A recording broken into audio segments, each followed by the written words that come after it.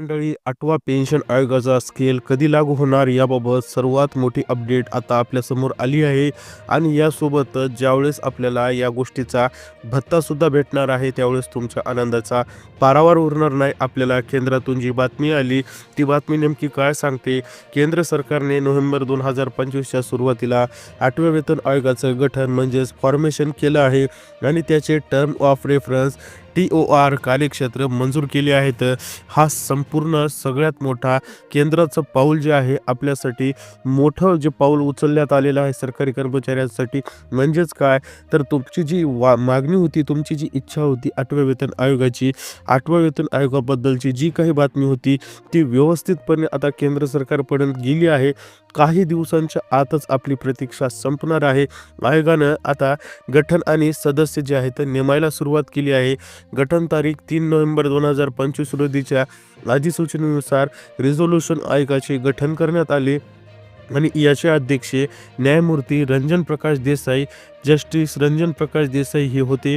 Professor पुलक घोष अंशकालिक सदस्य आणि पंकज जैन सदस्य सचिव असे याचे सदस्य होते.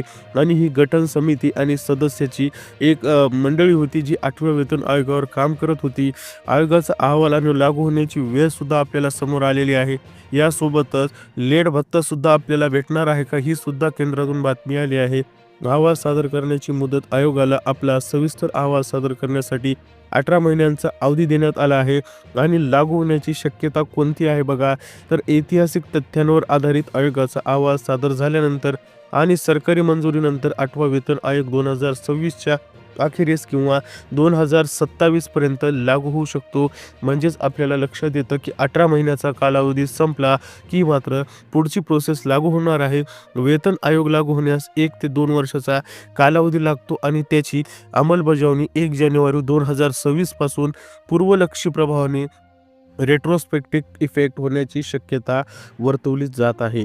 बघा, वेळ लागल्यास जर आयोगाने मुदतवाढ लागली तर लागू होणारी तारीख जी असते ते 2 वर्षे अवधी लागू शकतो.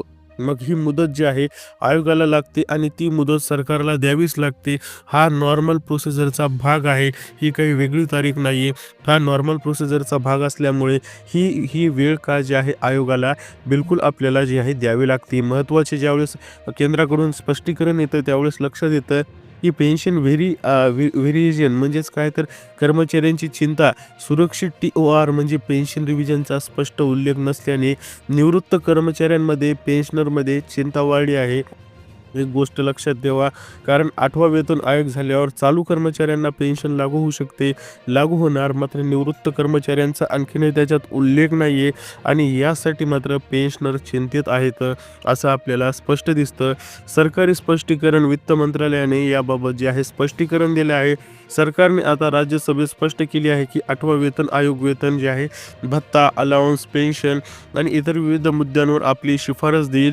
याचा अर्थ पेन्शन रिव्हिजनचा समावेश योगाच्या कार्यक्षेत्रात आणि निवृत्ती कर्मचाऱ्यांसाठी ही मोठी दिलासा देणारी बातमी आहे. लक्षात घ्या, आणखीनही तुम्हाला तिथे काही काळजी करायची गरज नाही. ज्यावेळेस आपल्याला लक्षात येईल की पेन्शन रिव्हिजनचा समावेश आयोगाच्या कार्यक्षेत्रात आहे आणि निवृत्त कर्मचाऱ्यांसाठी ही मोठी दिलासा देणारी बातमी आपल्याला ठरू शकते.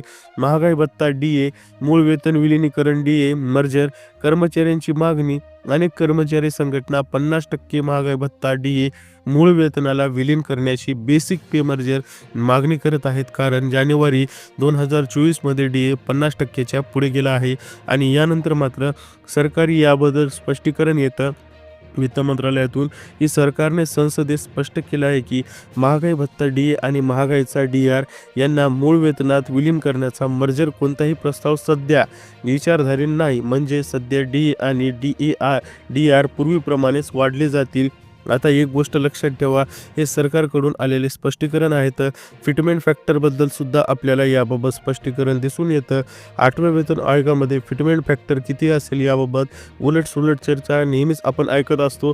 मात्र फिटमेंट फॅक्टर हा कर्मचारी पेन्शनर धारकांच्या वेतनाच्या सुधारणेचा एक महत्त्वाचा आधार असतो. सध्या तो 1.8च्या आसपास आहे आणि अंदाज राहण्याचा त्याचा आहे. मात्र आपल्याला फिटमेंट फॅक्टर जवळपास 1.8 ते 2.5 पर्यंत जाऊ शकतो, ज्यामुळे कर्मचाऱ्यांच्या मूळ वेतनात 30 ते 34% जे आहे वाढ पाहण्याची शक्यता आपल्याला तिथेही पाहता येते. काही जणांच्या मते, काही जणांच्या अंदाजे फिटमेंट फॅक्टर 2.58 पर्यंत जाण्याची शक्यता सुद्धा वर्तवली आहे. आणि यानंतर मात्र लागू करण्यास विलंब झाल्यास अंतरिम दिलासा, जर आयोगाचा अहवाल सादर करण्यास किंवा तो लागू करण्यास विलंब झालास तर सरकारी कर्मचाऱ्यांना मूळ वेतनात वाढ करून आणि अतिरिक्त रक्कम देऊन अंतिम दिलासा म्हणजे इंटरिम रिलीफ देण्याची घोषणा करू शकते. 5वा वेतन आयोगाच्या वेळी सुद्धा असं करण्यात आलं होतं. याचा रेफरन्स आपल्याला 5व्या वेतन आयोगामध्ये सापडतो आणि त्यामुळे सरकार सध्या पॉझिटिव्ह दिसत आहे. अधिक जे आहे आपल्याला या गोष्टीमध्ये लक्षात येतं की सरकारचा माइंडसेट 8वा वेतन आयोग लागू करण्यामध्ये एकदम सक्षम पॉझिटिव्ह आहे. आणि जी समिती गठन केली तिला 18 महिन्याचा वेळ लागतो आणि 18 महिन्याच्या वेळानंतर मात्र आपल्याला ती समिती अहवाल देणार आहे. आणि सरकार जे आहे आता पूर्ण तयारीत 8वा वेतन आयोग लागू करण्याचे असल्यामुळे 8वा वेतन आयोग कोणत्याही क्षणी आनंदाची बातमी जी आहे सर्वांसमोर येणार आहे.